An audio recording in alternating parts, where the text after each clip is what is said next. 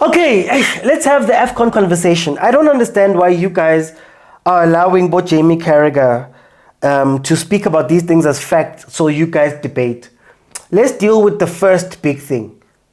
Afcon is a major tournament by virtue of being sanctioned by FIFA and the Confederation of African Football. That is why it is a major continental tournament. That's point one. Fact. It's big enough to have the best African players from around the world go, hey, January, Liverpool, I know we're chasing the title, Mara. I need to go represent my country. It also counts towards, I don't know, things like work permits and things. So by virtue of that already, it's a major tournament. The problem with this conversation is that we have allowed Europe and their self-importance to dictate what it means to be important in the world and how we view football. You see, me, I'm real about this thing. Simon Jordan, Jamie Carragher and those guys are right to feel that way. They're Europeans. They're meant to feel that their football is better than everybody else. And they're right to do that. Does it make it true? I don't know. Because if you ask them how much of the other football do they consume, you'd probably see that the person is actually speaking from a lot of ignorance. Listen to the arguments that are made. They sound great on paper. How many African players have won the Ballon d'Or? How many Afcon winning players have won the Ballon d'Or when they've won the Afcon? Sounds like such a great argument. Oh, it makes sense. Until we drill down a little bit deeper into it. What is Ballon d'Or? A prestigious award that has been awarded since 1956 to the best player in the world. Oh, well, up to 1995.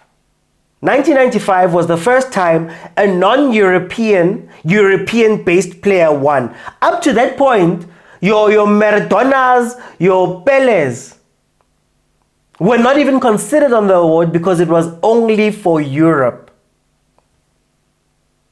In fact, Pele had to be given one later on as an honorary winner because we just didn't look at you. So up to 1995, you weren't going to find not just African, none of the others. So that's about what, 39 years of the Ballon d'Or history wiped out.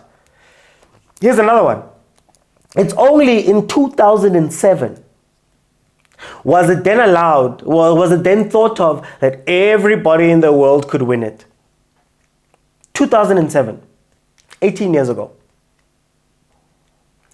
I was alive. I was alive in 95. I was alive in 2007. That just tells you, number one, the skew. Who organizes Ballon d'Or? France Football, owned by L'Equipe.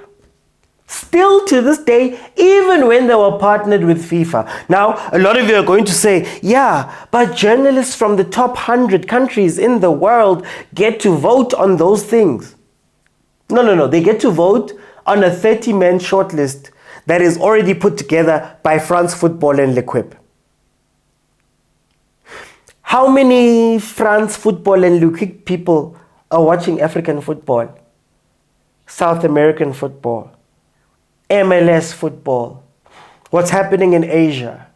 What's happening in Australasia?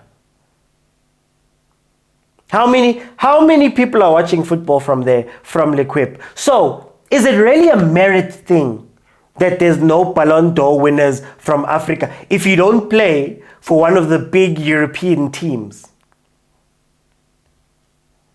Here's another argument. How many African teams have gone on to win the World Cup? Great argument. I mean, surely the World Cup should be the bar.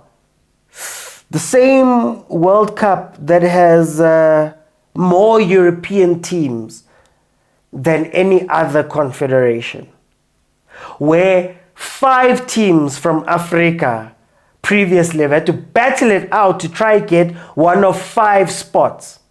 whereas Europe, I believe, was bringing in 9 teams. Now it's going to be 16 of the 48 teams. They've got a third of the competition. Look at the Club World Cup. In the previous format, the winner of the Champions League was parachuted into the semi-finals. You had to play 2 rounds before reaching the semi-finals as everybody else, but they get parachuted and dropped in the semi-final. Now, I'm not saying that they wouldn't have gone on to win it. I'm not saying that European teams aren't good enough to go on and win these things. All I'm saying is that from the get-go, it is all skewed. And this is what we've allowed to happen to football. UEFA dictates so much in FIFA. But the reason why I say perception is the most important thing, especially from those outside of Europe, is that you also believe that Europe is great.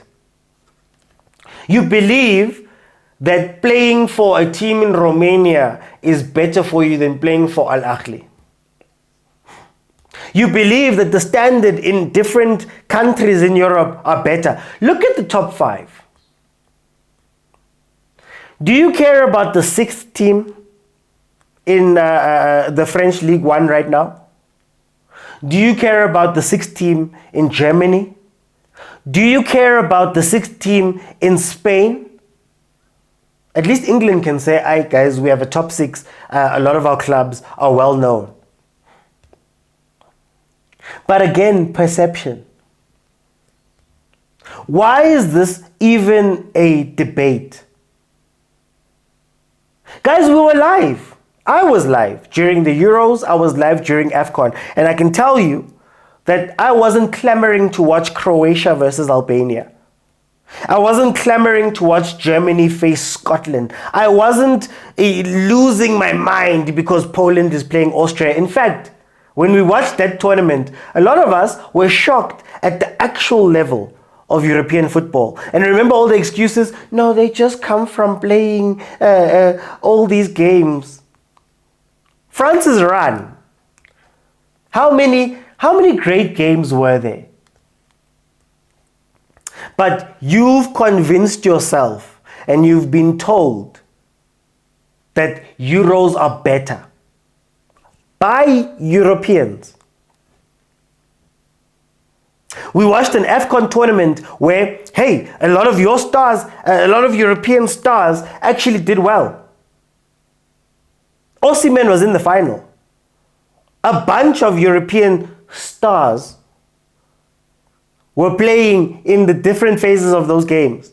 We even had a more locally majority team, Bafana, make it to 3rd place. In an exciting, goal-filled tournament.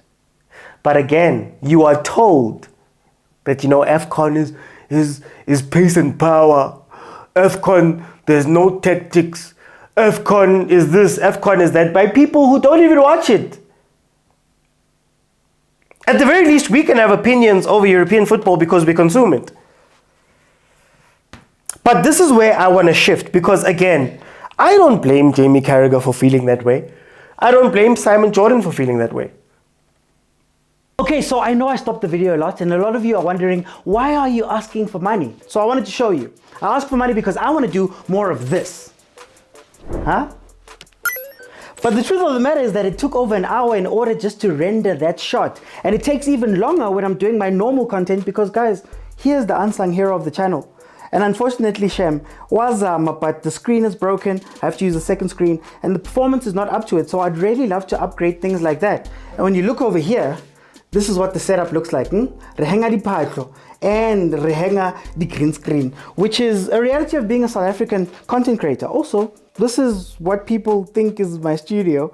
It's actually my house. So if you still don't know that I'm doing all of this from my home, then I don't know. But that is essentially what I want to do. More of these cool things. But I need you guys to please help me out by donating 50 Rand or more into this account. We're fighting for multi-choice. And multi-choice, but there is subscription models all over the place, and I'd love to give the biggest quality while also being able to pay my rent and do things like that. That is where your money is going, and I promise to give you only the best content that I can if you do throw something in. So I just wanted to show you guys what I want to do with your money. I want to take this South African football and fulfill my dream of taking it into the future. But thank you guys so much. Remember, this is the bank account that you deposit into. Get back into the video. But now it's time to look within. Do Africans care as much as we should about these things? Do we care?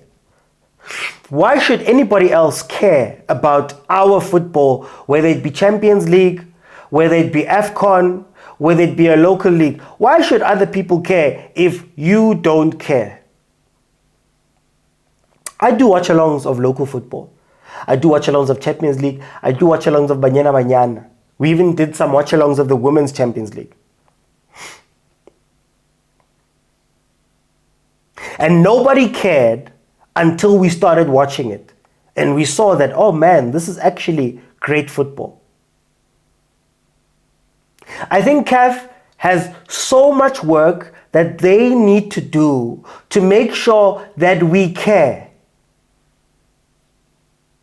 And I say CAF because African football, even for Africans, is so hard to access.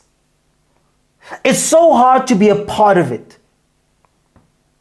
I see replays, I see highlights, I see all of those things from EPL, from La Liga. We've got channels dedicated to EPL and La Liga. Where can I go to see CAF Champions League highlights? Where can I go to see Afcon highlights? I've spoken about this in the South African context. That you see more about the Springboks in our football than you see about this game. And where Europe kills us is that they don't mind putting up these highlights and telling you why this is great. My son is 6 years old. How do I convince him that Chiefs was a great team? He's watching YouTube right now and he's talking about Messi, Ronaldo. He's talking about those things at 6 years old. But even if I wanted to show him highlights of Mohamed Abu Terika, it would be tough to find them. If I was to show them highlights of Collins Mbesuma, it would be tough to find them. Afcon was just now. How many times have you seen on TV the 4 saves that Ronwin made in that penalty shootout? How many times have you seen Banyana Banyana holding the Afcon trophy? And this is just for South Africa. I don't even know what the trophy celebrations looked like when Ahly played Zamalek and won.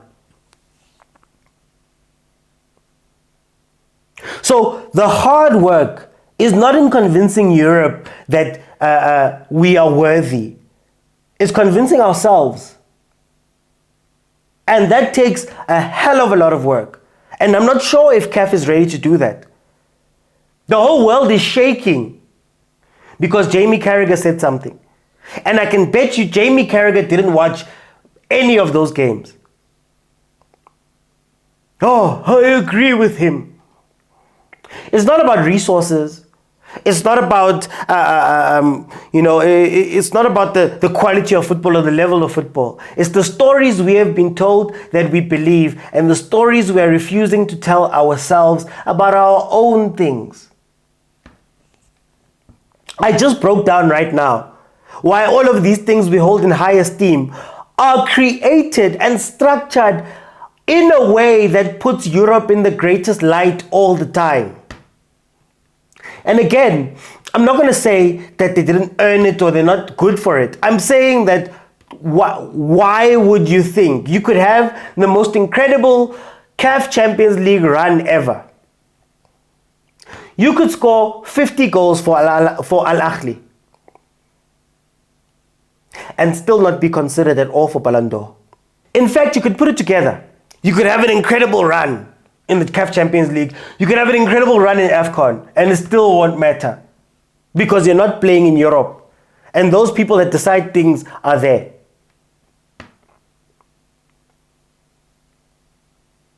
We have to start building narratives, storylines. We have to start doing those things, even if it means as Africans that we must lie.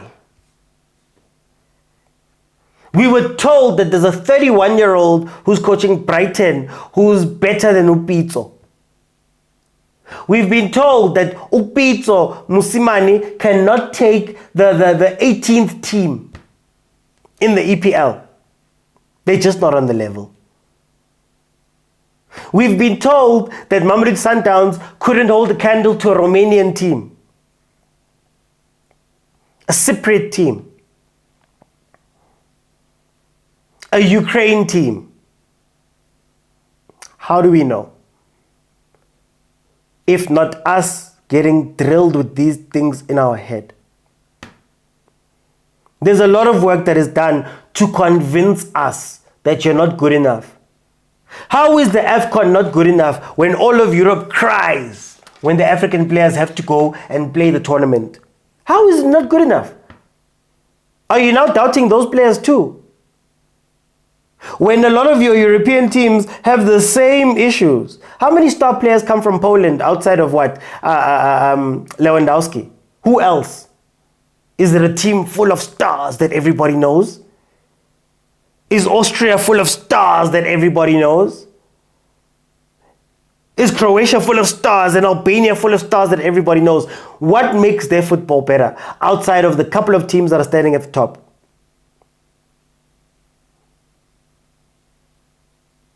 I'm sorry.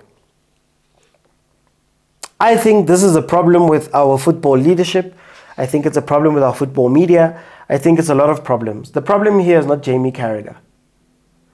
The problem here is not Simon Jordan. Those are easy problems to come at. All of the arguments we've heard have been personal, have been based on this, on that, but nobody's actually spoken about the incredible stories that have come out of that Afcon. I just spoke of Bafana, a team that was written off going into that tournament, finishing third. Having one of the biggest rivalry games with Nigeria. Local players playing against Osimhen. You speak about the stories of Ivory Coast firing a coach in the group stages and then winning the tournament. So many stories. Capo Verde. The teams that were put together on LinkedIn and gelled and did well. You think about the WAFCON. Banyana won a WAFCON after coming second so many years. Went on to a World Cup where they got to the knockouts. So many storylines and things that need to be told. Ahly has won 15 Champions Leagues. That's insane. Why aren't we speaking about that even on the continent? Mokoena has joined Wydad. He's doing incredible right now. Think about all the things we could speak about and bring to the table. But no, we're going to fight Jamie Carragher about something that is a fact. So much of this we are being told how to feel, how to act, how to be. Instead of us looking at ourselves and saying, no, Afcon was an incredible tournament. Better than the Euros. And it wasn't because of the Euros, it's so technical. No, some of those matches were boring. There were so few goals. I remember watching Netherlands and thinking, wow, the decision making is not that high. I remember watching France and looking at them and going, no, this doesn't make sense. I remember seeing Portugal have Cancelo and Bruno Fernandes and Ronaldo and Zbanbani, and it still didn't click. It didn't matter. It didn't work. That's what I'm praising. That's what I'm saying is better quality. Come on, guys. There's so much work we need to do internally to get our own minds right. And it goes from a league level, it goes to a continental level club, it goes to a continental level national teams, it goes to a pride. I've even said, sometimes you have to lie. Sometimes we must be the ones that are proclaiming. Pitso Mosimane, for example, is the greatest African coach ever. We must push him. Ahly is one of the greatest club teams ever. We must proclaim it. We must say it. Because they're not going to say it. They're going to tell you about an Arteta that had not coached any team, but is one of the geniuses of football, world football. They're going to tell you about the different teams. And then when you watch the performances, you go, guys, no, I'm sorry. You all are just popular. So let's do it for ourselves too. This Carragher incident must highlight that we need to do more. CAF, force your broadcast partners to give us more highlights, to give us more shows, to give us more discussions, to give us more of those things, so that we can see African football for the beauty that it actually is. So that we can drive narratives inside Africa. Make sure that these things are reaching everywhere so that we can love it. Play finals. Play Super Cup finals in Botswana. Play Super Cup finals in Dar es Salaam. Bring draws and things all over Africa so that we can grow our own game. Build your audience, then you can leverage marketing and monies from elsewhere. That is what Europe does to us every day. 202, 203 in South Africa. Channel 202 is the PSL channel. 203 is the English Premiership channel. Look at the programming. I love Arsenal. I love Thierry Henry. I can see all 272 goals that Henry scored in his Arsenal career. I've seen them all. But I can't tell you about some of our legendary players in the league, in the continent. I can't tell you. Who's the top goal scorer ever in the Champions League? Why aren't we celebrating them? Ahly is the most successful. Why aren't we celebrating them? Sundowns has won 7 leagues in a row in South Africa. Why are we not celebrating them? Nigeria's national team does so well, especially the women, all the time. Why are we not celebrating them? But we're so quick to celebrate that side. We're so quick to fall into line. Yeah, it's the best. How many West Ham games have you watched? How many Brighton games? Nottingham Forest. It's the best. How many French games do you watch in a season? Non-Champions League. It's the best. Germany. Oh, no, they're just the best.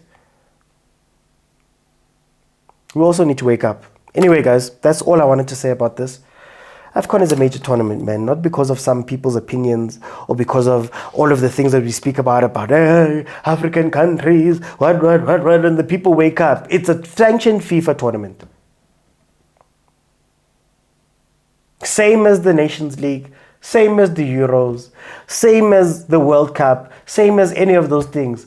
They are sanctioned games. Stop believing the lies.